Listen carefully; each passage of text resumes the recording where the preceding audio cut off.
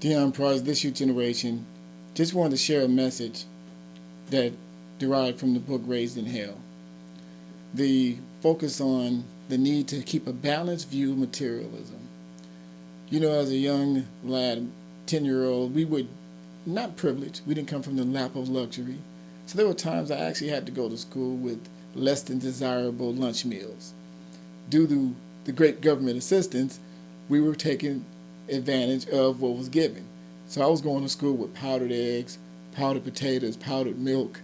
I didn't eat anything solid. All I needed was some water to generate some lunch. And the administrator must have been questioning why I was coming to school with all this powdered substance every day. They must have thought I was a 10-year-old drug dealer or something. What is all this, boys? You dope? Well, no, it's my lunch. Relax. But that's what I was privileged to. Moving on to middle school, I got more conscious of things, yet our circumstance financially didn't change, so I was still underprivileged. So my mom, doing what she could only provide me with the low-end gear, tennis shoes, clothing I couldn't fit in. So she would get us we had Pro Kids. Remember, Pro Kids in that time was 2 stripes. So trying to fit in and giving in the peer pressure, 2 stripes and some tennis shoes, I would get clowned. So what I would do before I brought them to school, I would paint an extra stripe so they would look like Adidas. So I had 3 stripes. It was black shoes. I'd give me a black marker and paint an extra stripe so they would look like Adidas. That's the extreme that I went to fit in. And I would never stand still. I would never stand because the kids wouldn't get a good look at my homemade Adidas. I had to do what I had to do. Moving on to high school, at this time the mid-'80s was going on. Guess what was hot then? Pagers. If you didn't have a pager, you weren't in. You weren't cool. So again, taking extreme measures. I couldn't afford a pager. Most of the people who carried pagers were either hustlers or drug dealers or both. So, but me wanting to fit in and getting that peer pressure, I found the next best thing. One day I found a garage door opener. And it was a big garage door opener. It looked just like a page, a little bit bigger. And I was walking around with that on my hip. This how desperate I was. Walking around with a big old garage door open. People didn't know. They thought, what kind of page is that? That's the extreme that I went through to fit in. And the peer pressure didn't stop. Even at holidays and special events such as Halloween, we would see all the other kids with fancy Dracula and very nice detailed costumes. Of course, we put the pressure on our mom to get us those costumes. But my mom, now Carrie Mae, she wouldn't have me.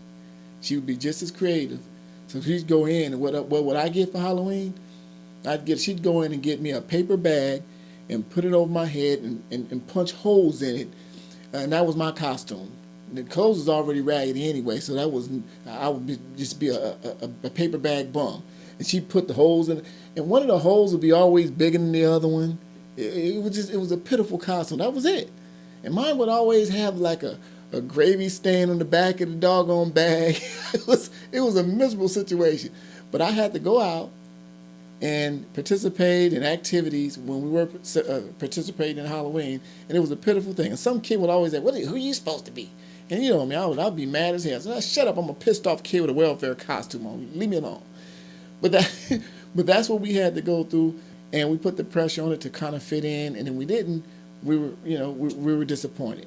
Even my sister, they'd be over their cousin's house and little girlfriends, how they'd have nice things. One day they went over to a friend of theirs' house, spent the night, and they had a nice little layout in their bedroom set, and they came back home and told them, hey, we want us a canopy bed. She said, a can of what? A canopy bed. Knowing her, she said, you better go on with that. They kept asking, she said, okay, you want a canopy bed? She made them move their mattress underneath the kitchen table. There's your canopy bed. That's the best we can do. So on every level of our childhood, we had to deal with peer pressure of being disappointed, wanting what other people had. And we had to learn quickly that we could not have what everybody else had. We had to adjust to our environment, accept our circumstances.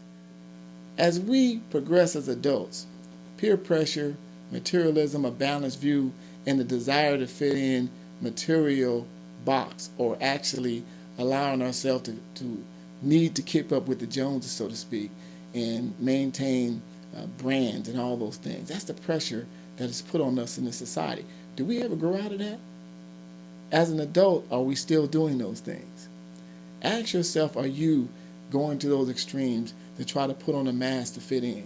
How many of us as adults, we grow into this still need to fit in and succumbing to peer pressure, buying things that we know we can't afford, going to New York or Las Vegas, picking up these knockoff brand name purses and things, knowing they ain't real, but we got to do what we got to do to what? Fit in. That's the same as you putting the extra stripe on your Pro Kids so they can look like Adidas.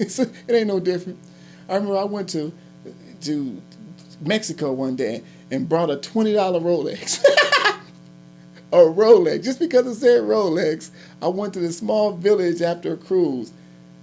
And in my early 20s, and I brought back a Rolex. And it was just because it was so loud, it was ticking. The Rolex that's what makes it so special. It rolls, you don't hear it, it's finely crafted. As soon as I got off that doggone boat, people were teasing, what does that sound? Oh, that's Deon loud ass Rolex ticking. The point is this, we often need to check ourselves to make sure we're keeping a balanced view of materialism. How far will you go to maintain the need to fit in materialistically? Do we have a balanced view of it? Are we going to extremes to the point it's harming our credit? It's putting us in hardship?